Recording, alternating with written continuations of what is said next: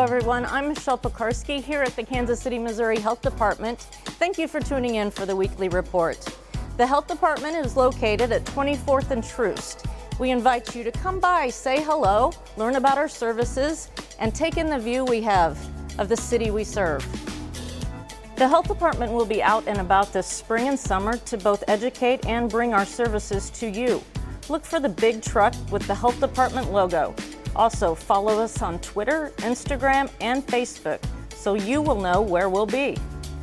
Last month, our Lead Safe KC staff took the truck to the city market, providing free lead testing on toys, dishware, and soil. We also tested 8 children and 3 adults for lead by taking a blood sample with a finger prick. Young children are the most vulnerable to the damages caused by lead poisoning. It can lead to physical and mental impairment. And while there is a way to treat the poisoning, the damage is irreversible. There are many homes in Kansas City that still have lead paint, which was banned in 1978. If you have a home built before this and have a child under 6 years old who lives in your home and meet the income requirements, you could qualify for our lead-free KC program. It's all about you. Yes, it is. It's all about you. So far, what have you discovered had lead in it? Our dishes, which we got rid of, and got dishes at one of the companies that we know are safe.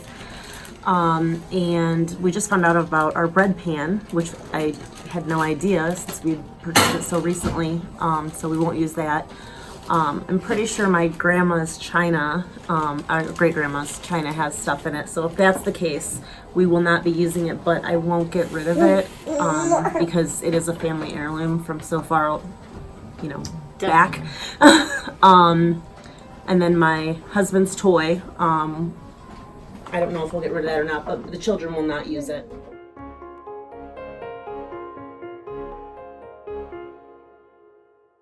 This really is a wonderful program. What would happen is we would send out our contractors to get rid of the lead at your home. That often means painting the house and replacing windows at little cost to you. Call 816-513-6048 for more information. Let's talk about sexual health now. As you may have heard, Kansas City is facing a public health crisis in the form of syphilis. The number of syphilis cases in Kansas City increased 71% from 2017 to 2018. Please take advantage of our free and confidential sexual health clinic, or ask your doctor to take your blood test to test for syphilis infection. Syphilis is curable and preventable, and we can help with that too. School is out, but summer will go fast, and before you know it, the kids will need their back-to-school vaccinations. Come early this summer to avoid the long line and rush. There are days the line is out our front door.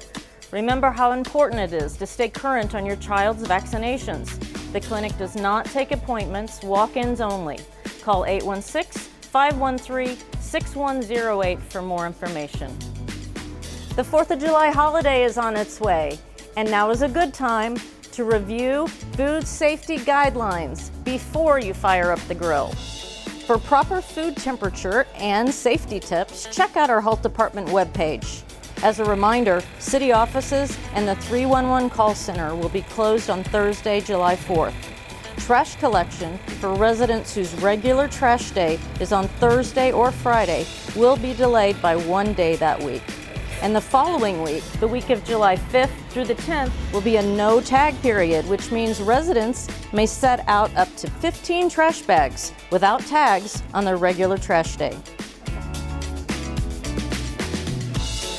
In addition to the services I mentioned, the Kansas City, Missouri Health Department uses data to connect the dots to find reasons and causes for our health issues, and then ultimately find answers to prevent health emergencies and improve the health of Kansas City.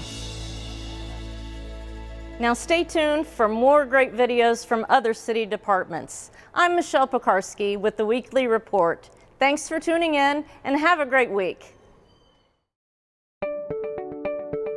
The The Paseo Gateway project is a comprehensive revitalization strategy for 4 neighborhoods on the edge of downtown Kansas City, directly to the east of downtown. Paseo West, Choteau Courts, Pendleton Heights, and Independence Plaza. So what you see behind you are 2 phases of a 7-phase residential revitalization strategy. All these developments you see that are in green zip boards here are mixed income. So a portion of the units are affordable, a portion are replacement public housing, a portion are market rate. The units are completely indistinguishable, so they all look exactly the same. Well, it's kind of a holistic approach to redevelopment.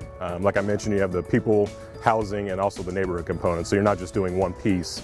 It really truly acts as a catalyst for the redevelopment of a particular neighborhood. There's an affordability, aspect that is retained within the neighborhood. I think the street shows a lot of people just how close the Paseo Gateway is to downtown. And this neighborhood can be a balanced, mixed income community, as nice as any other neighborhood in Kansas City, providing affordable housing and opportunities to all sorts of people in the area. The ultimate goal is to, obviously attract investment, but also retain the individual neighbors and community that's here today and to the foreseeable future.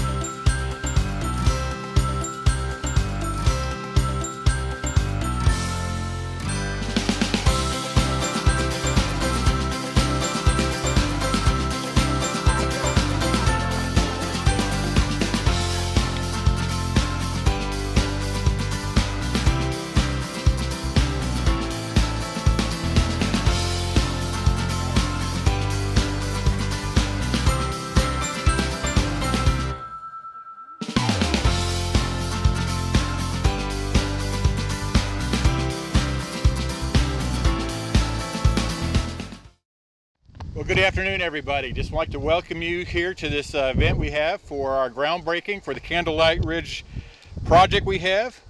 We're excited about the project because this is another project that we're able to work with community people and build some more infrastructure for our fine city. This one is unusual. We're also working with our neighborhoods department, and we have a developer that we're working with that we'll have a chance to speak here in a second. This project has a couple different phases. The first is Palmer Avenue from 74th to 74th Terrace, and then 74th Terrace from Palmer to Manchester. It also has storm sewer and water lines and all the other normal appurtenances that go with a roadway of this type. In addition, I want to thank my staff, Kerry Knatzer and Mark Montgomery and his inspectors are going to be out here doing this project. I also want to thank SE3 who designed this project for us, and Hoy Construction, which is a contractor that's got this fine equipment in the background setting up there ready to start here pretty soon. So with that, I would also like to welcome Councilwoman Elisa Candidate to come up and say a few words and talk about the project. Councilwoman. Thank you, Ralph. Good afternoon, everybody. Thank you for coming out to take part in this ceremony. This is a project that Councilman Barnes and I have been working on for a number of years on behalf of the 5th District.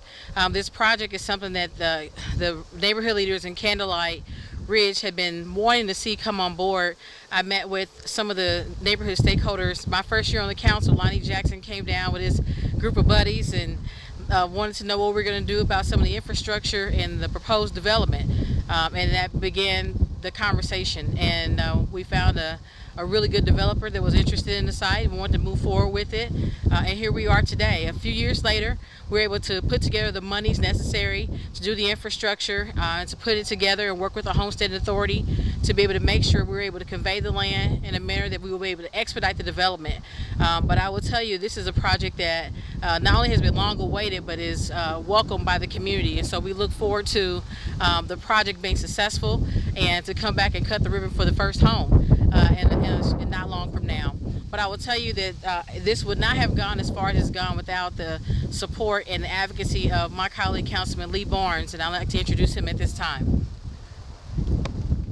Thank you, Councilwoman Kennedy.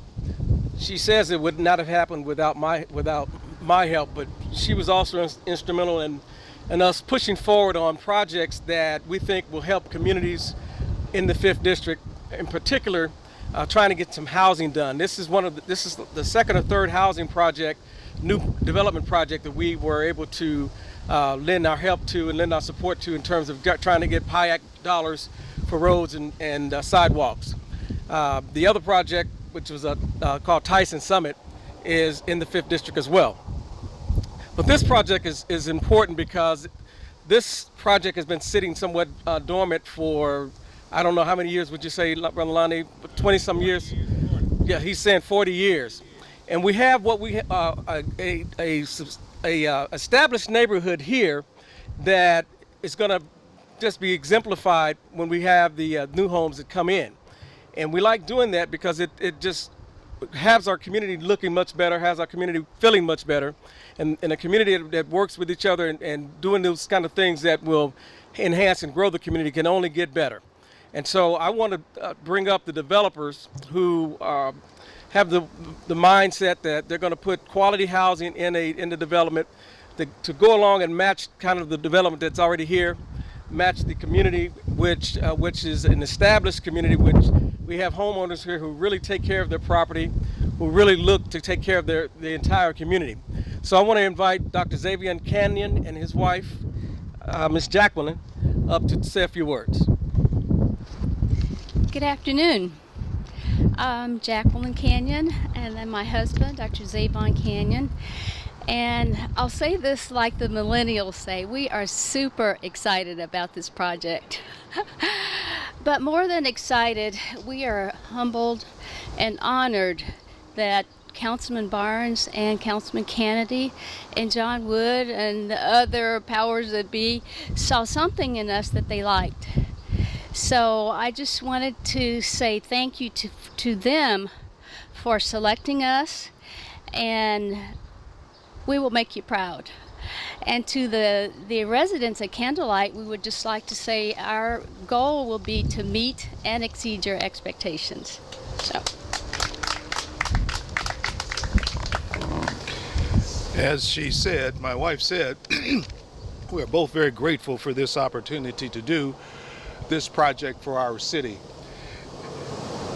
We recognize and understand the need for quality and affordable housing, and we are very, very excited and anxious to do our part to meet that need. As with all things like this, many people work and are involved to get a project like this done. We always have to say loud thank yous and acknowledge people who are key to something like this. Councilman Barnes and Councilwoman Kennedy. But for you two, this would not be happening. You two deserve all of the credit that could be given. Thank you both for your efforts and for your vision and for your determination to see this through. Thank you, thank you, thank you. Thanks also to John Wood for his faith in us in terms of selecting us to take care on this project. And as the Public Works Director mentioned, this is just phase 1. There are 2 more phases to follow. Let's go to work.